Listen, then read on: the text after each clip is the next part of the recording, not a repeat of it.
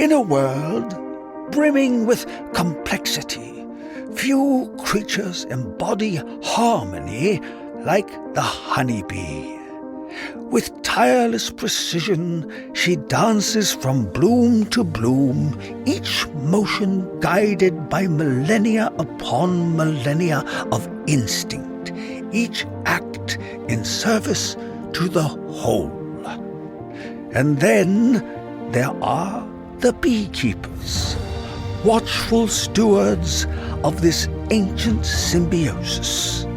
Part agri-scientist, part poet, they move along their hives with the efficiency of Moe, Larry, and Curly, tending to the bees' needs as best they can comprehend, and with the infrequency of a waterfall in the Sahara, sometimes running off, flapping and flailing like a penguin on a hot sidewalk.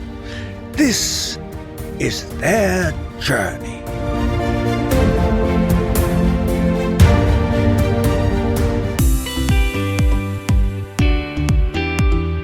Welcome, welcome to Bee Love Beekeeping, presented by our great friends, Mann. First up on the podcast today is our new weekly feature called Inside the Hive, and it's brought to you by Primal Bee. When the outside temperatures drop, have you ever wondered exactly what's going on inside a beehive? Imagine if you and 20,000 of your best friends were stuck in an ice box. The first thing you'd want to do is all gather close together to share your body heat. Honeybees are much the same. When the temperatures drop outside, they try to keep warm inside by clustering together. In fact, they cluster in a three-dimensional ball and vibrate similar to our shivering to keep warm. Bees on the inside of the cluster take turns moving to the outside to share the duties of generating heat. At the same time, the bees inside the cluster are uncapping cells of honey and eating their stores, which in turn helps them generate heat and keeps them alive.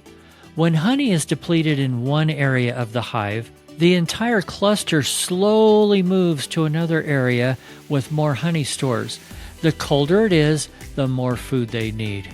Winter bees, they are absolutely amazing. Next time on Inside the Hive, we'll look at how a queen bee gets made, and it all comes down to what she eats for lunch. Now, give a warm welcome to our very special guest. All right, one last time we're here at the North American Honeybee Expo, and we've got Joshua Scott with us today. Do you go by Joshua or Josh? Josh, yeah, Josh. Josh, thank you. Josh, how are you? I'm doing good. How are you? I'm great. This has been fun. It's the last day. Are you worn out yet? I am worn out. I mean, I tell every new beekeeper that comes to the North American Honeybee Expo for the first time that it's an absolute marathon. You got to pace yourself. Don't try to get done with everything in one day. I know they sell a one-day ticket, but I don't know how anybody could possibly see everything within just one day.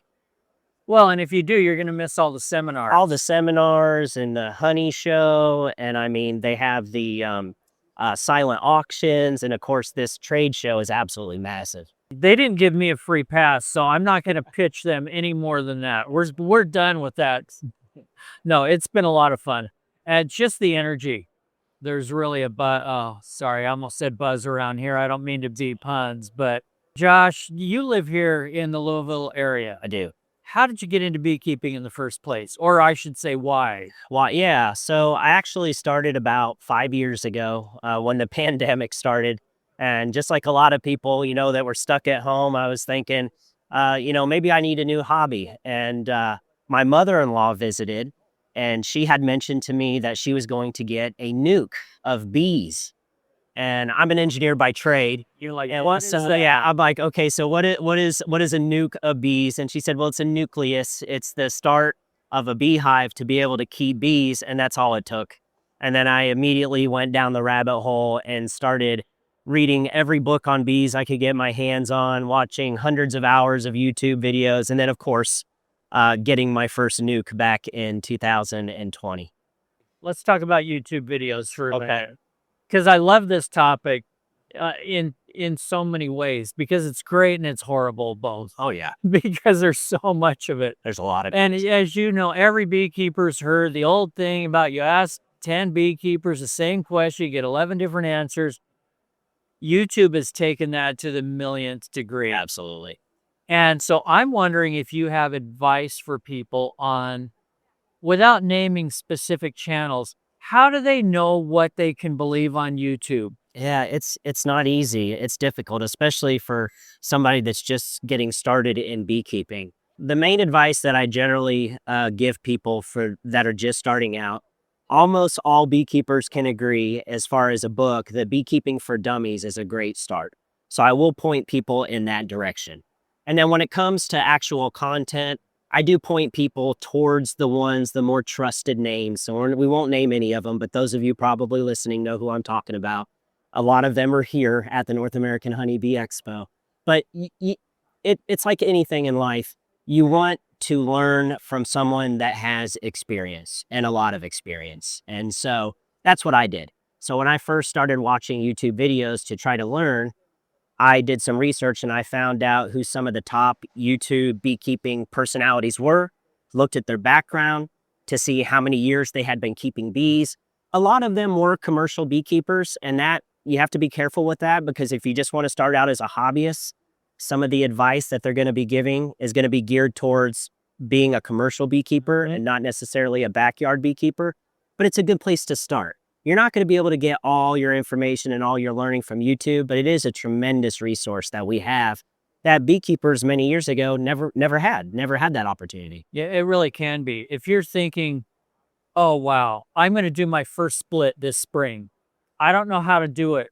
How Well, to split bees. but there is a nice thing about YouTube, and that is that you can learn 10 different methods. Yep. And then you can look at it and say, this one kind of rings true with me. Yep. Or my mentor here in wherever I live, Minnesota or South Dakota or South Florida, recommends doing this kind. Now I can actually see it and do something about it. So that's some of the good things about it. But start with a mentor. Start with somebody local to you. Exactly. Yeah, I recommend all new beekeepers, the first thing they do is join your local bee club if you have one in your area. If they have a Facebook group page, I recommend that they join that Facebook group page, because you'll be able to start interacting with them. I think it's very important as a new beekeeper that you attend field days if your local club offers those, because you truly don't know how you're going to feel or react when you have tens of thousands of bees buzzing and flying around your head until you experience it. And beekeeping can be very expensive to get into. So you don't want to, you want to avoid spending thousands of dollars until you know that you're actually going to be comfortable around a bunch of bees, a bunch of stinging insects, right? And so I always recommend that you participate in your local club's field days to get that experience. And usually, if you truly are going to become a beekeeper, you're going to get hooked. There's something about the love of bees. Well, that's what this is all about. But what is it? Why do we fall in love with them? They're just bugs. They're bugs, but they're God's little miracles. I mean, they're so amazing. They're a super organism.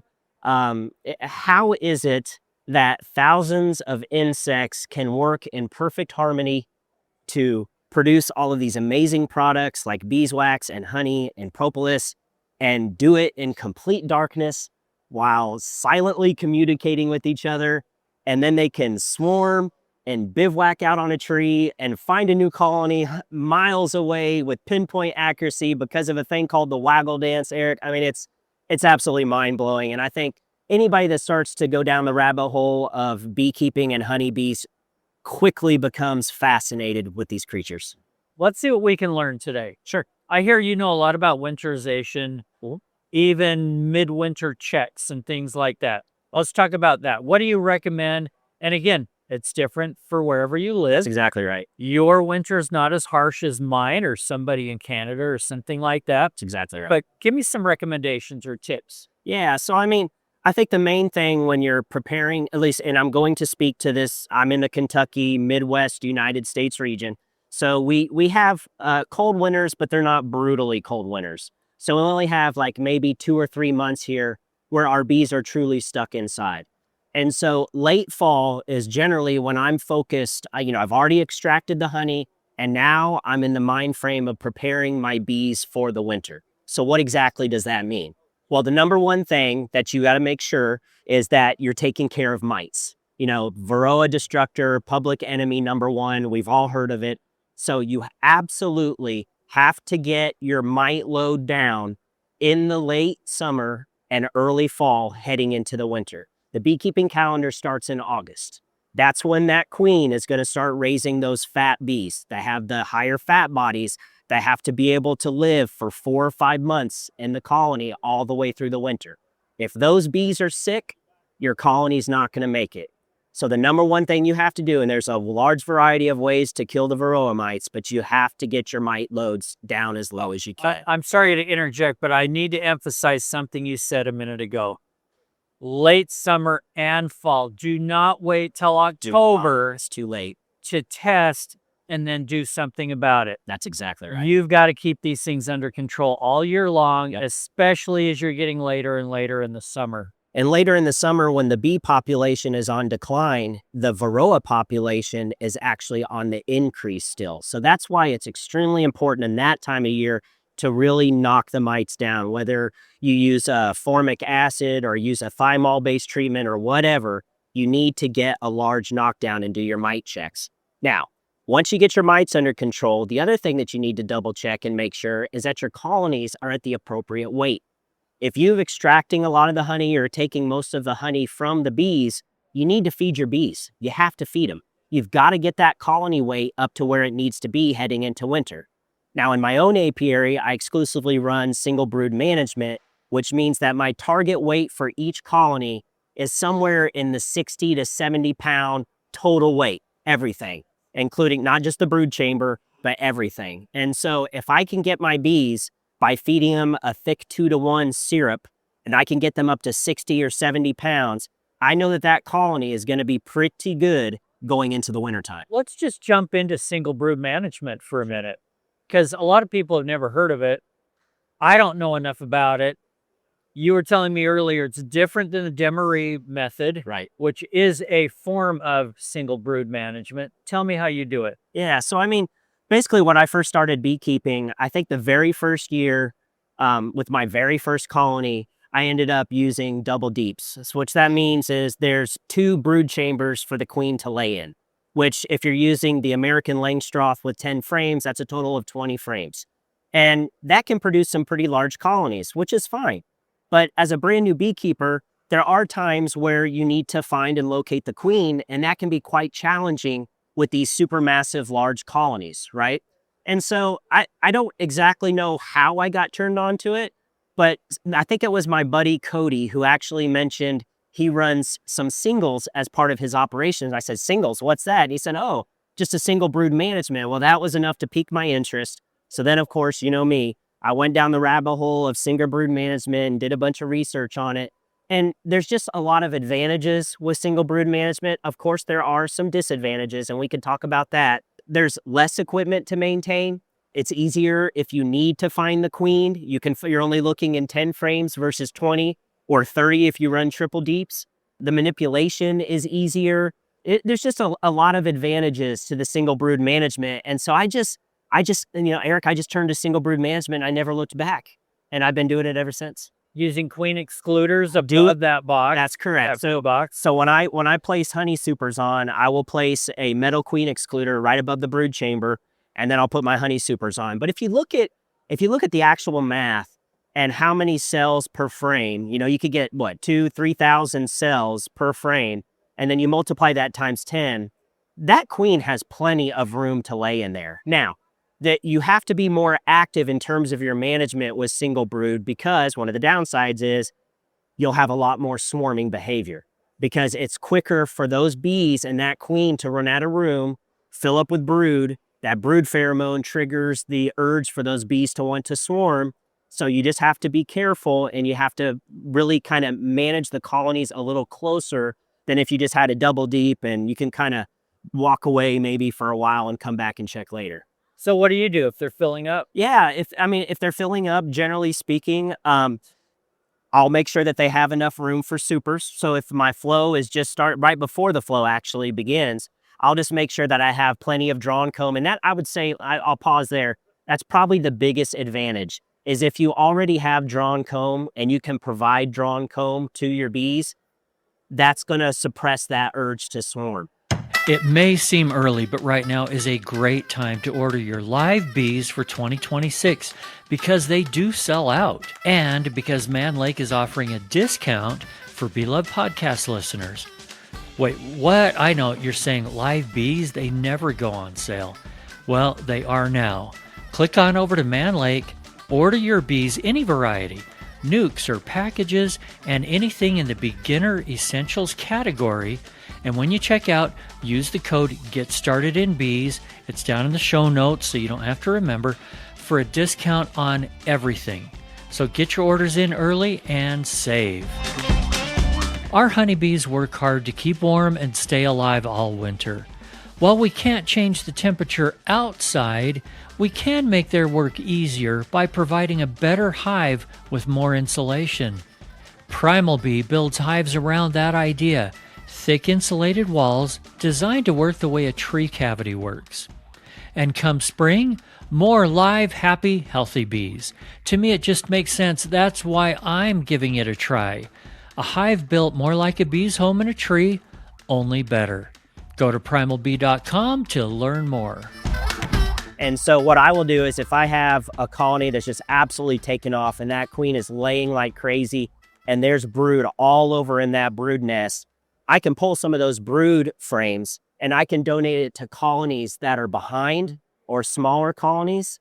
And then I can take a frame that has nothing but drawn open comb, put that in that colony, and now that queen has a whole new place to lay. And that helps suppress that urge to swarm. Explain why the drawn out comb is so important versus just empty frames with foundation. That's right. Well, for one, bees are not going to draw wax unless they have to, right? It takes energy, it consumes resources for the bees, and they're just not going to do it. So they won't draw wax all year round. So we always like to say in the beekeeping world that drawn comb is a beekeeper's gold, because the resource is there and ready for the bees to use right away. So if you have drawn comb and you put that into a brood chamber or your single deep, your queen is going to immediately seek that out and start to lay in those cells. Now, if the bees also are running out of room, let's say you're in the middle of a nectar flow, and with one of the downsides of single brood management is that your colony can become what's called honey bound or nectar bound easier than in a double deep. You have to keep an eye on that. If your bees are starting to plug the brood chamber and the nest with nectar during a strong flow, you got to have that drawn comb on hand so you can pull those frames out, put the drawn empty comb back in there so the queen has a place to lay. Yeah.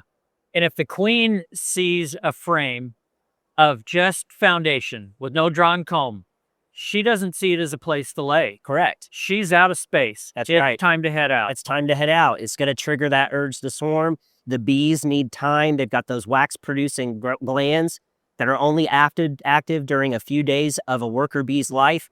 It takes time to draw that comb out. That queen bee is wanting to lay 1,000 to 2,000 eggs a day during a strong flow.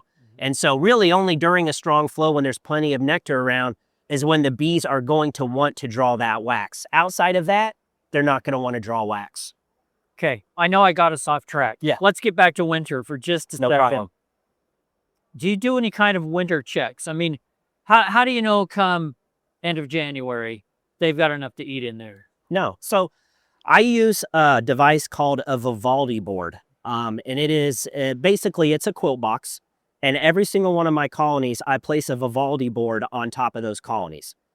Inside the Vivaldi board, I make a custom shim. And now I'm a fan of the Hive Alive winter fondant patty. So every single one of my colonies gets a fondant patty prophylactically, okay? Meaning, even if that colony, and I do weigh my colonies going into winter, is up to the proper weight, like we talked about, 60 or 70 pounds, there are some colonies that will still chew through and eat a lot of that, and you have to be careful in terms of starvation risks towards early spring before the flow starts. And so every one of my colonies gets one of those fondant patties, And the volley board makes it really easy to where you can open the top, open the inner cover, and you can visually see if they've started to consume the patty that's inside of it. So even on a cold day. Even on a cold day, that's Like right. it. And I put insulation inside of a volley board. So again, it functions in two ways. It functions as a quilt box, and it also allows me to feed the bees throughout the wintertime, which really, I mean, really helps any sort of starvation issues. Yeah, great. All right. Where else do you go? I mean, we talked a little bit about swarms before we came on camera here. And if this single brood management creates more swarms, are you only trying to control it, or are you trying to catch swarms? Are you doing a lot of splits? What are you doing? Yeah, I don't do a lot. It's funny because I was just talking to some other beekeepers about this. I don't do a lot of active swarm suppression. I guess in my particular setup, my apiary is on my property. So I'm able to go out there and just visually inspect 2 or 3 times a day. And if I happen to see a swarm, generally, a lot of times they will bivouac into a tree or a branch that's very close to my apiary before they actually relocate to their final destination. And I'll just go capture that swarm and provide them with a new home. So I don't actively try to suppress the urge to swarm. Every single colony wants to swarm.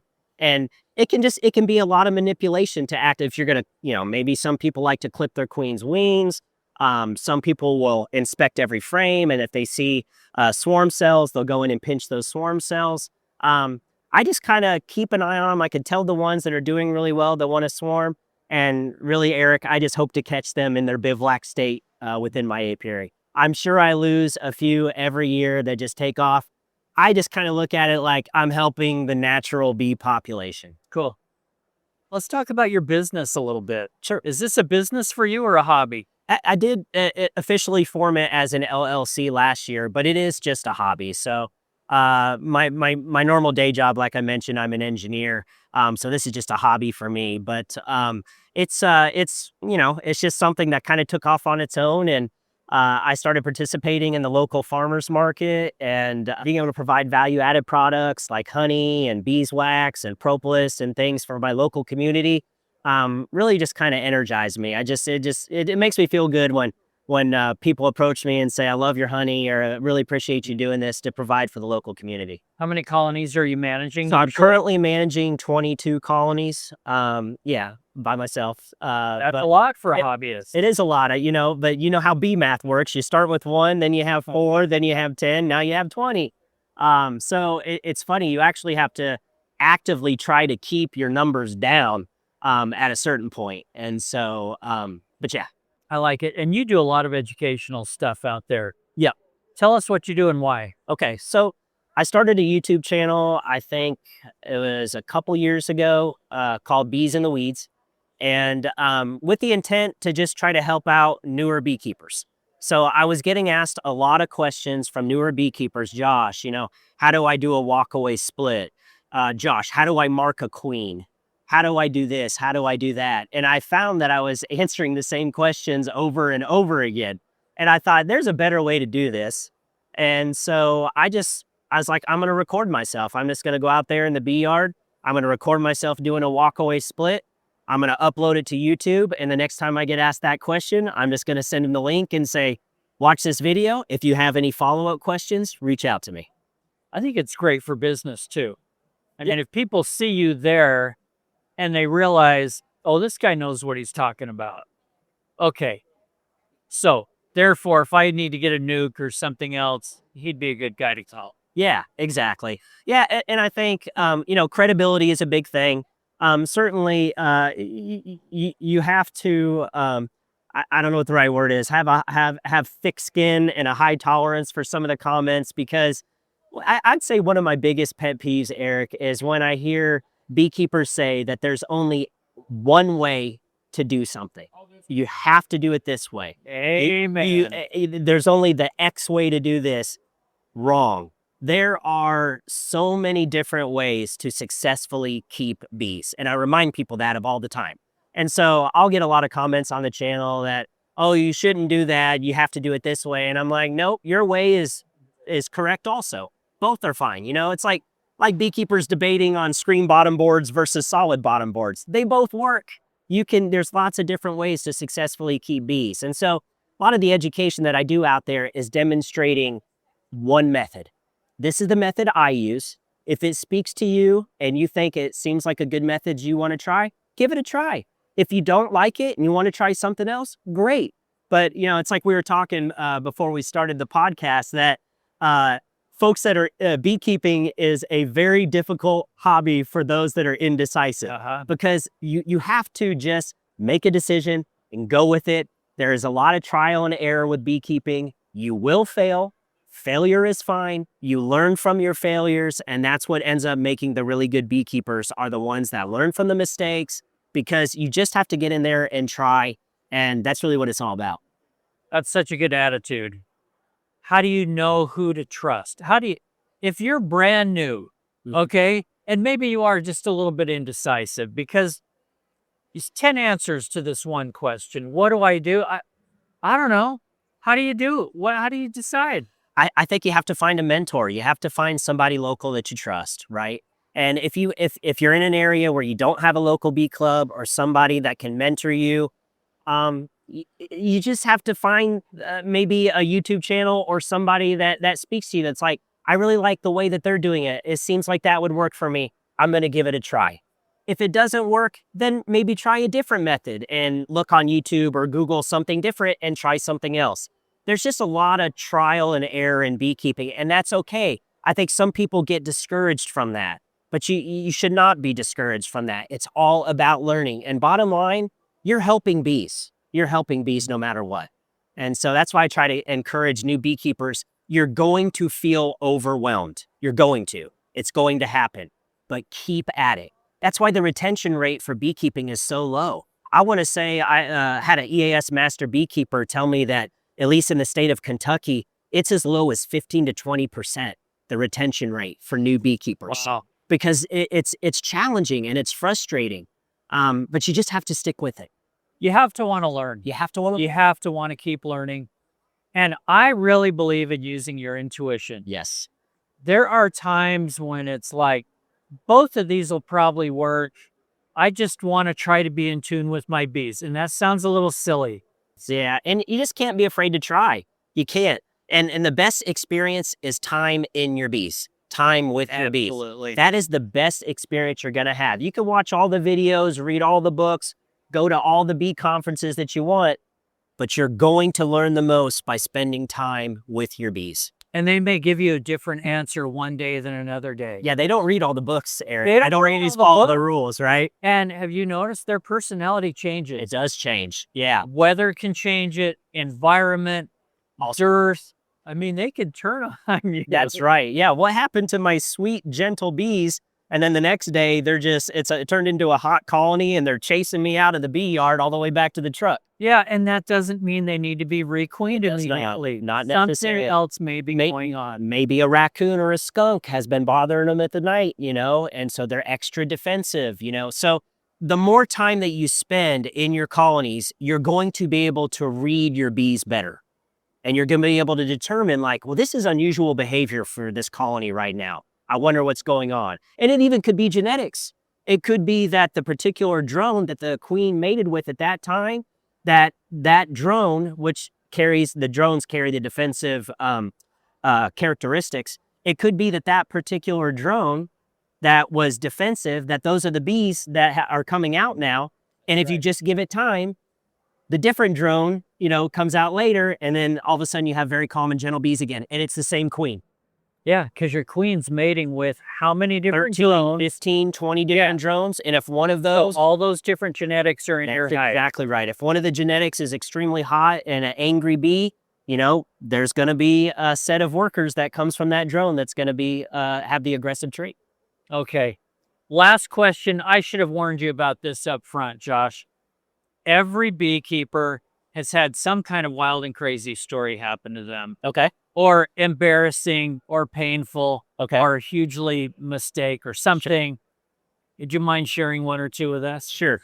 I have a video that's called What a Mess. And the reason why it's called that is because one of my colonies, and it's a Langstroth, and I just have it on 4x4s on concrete blocks, but an entire colony decided to take residence underneath of the Langstroth colony, and it's a screen bottom board. And when I mean take residence, I'm talking a massive open hive. And so They actually built out comb and everything. everything. I mean, it had to be 30, 40,000 bees underneath this colony, in between 4x4s, tons of drawn comb. So this video is me and my friend Jason just fumbling around trying to figure out how to remove this open colony from underneath this existing colony, because they're not supposed to be there. Now, I've been asked many questions. Josh, why do you think this happened? The answer is, I don't know.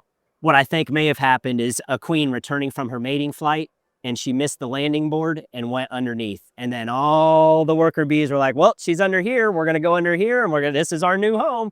And so they just started building it from there. But it was kind of embarrassing just because I neglected it. I looked at it for weeks, and I was like, I don't want to tackle that. Not today. Not today, maybe tomorrow. And of course, it didn't fix itself. It's a problem that's not going to fix itself. So eventually I just had to tackle it. And it took me a little while to get it all corrected. I tried to harvest as much of the brood and the comb as I could. I actually found the queen, which was crazy. I didn't think I would find her, but I was like, oh, there she is. And so rehomed them, put them in a different spot in the apiary, tried to scrape everything away so that it didn't happen again. What's the most you've ever been stung in one day? Most I've ever been stung in one day. Honestly, it was probably in the apiary during dearthy conditions. I just, sometimes I glove up, sometimes I don't. Just getting into a colony, and I could tell right away that they weren't having it, but I had to get in there and do an inspection, and they were just they weren't happy with me, and they were letting me know. All right. Josh Scott, Bees in the Weed. Yeah, if you want to check out the channel, check it out. Bees in the Weeds. Thanks for spending time with me. Oh, thank you so much for having me. This was a blast. Thank you. Thanks again for joining us on Bee Love Beekeeping, presented by our great friends over at Mann Lake. Hey, and don't forget to order your bees. And a shout out to Vita Bee Health for their support. Vita's Varroa control range of products includes Apistan, Apiguard, and now Viroxan, extended release oxalic acid strips. Thank you so much, guys. If you haven't yet, please subscribe and follow the show. Tell your friends about it, and click on over to BeeLoveBeekeeping.com to sign up for our free newsletter. If you have a guest suggestion or topic that you'd like discussed on the show, shoot me an email, eric@BeeLoveBeekeeping.com. And remember, if you're not just in it for the honey or the money, you're in it for the love. See you next week.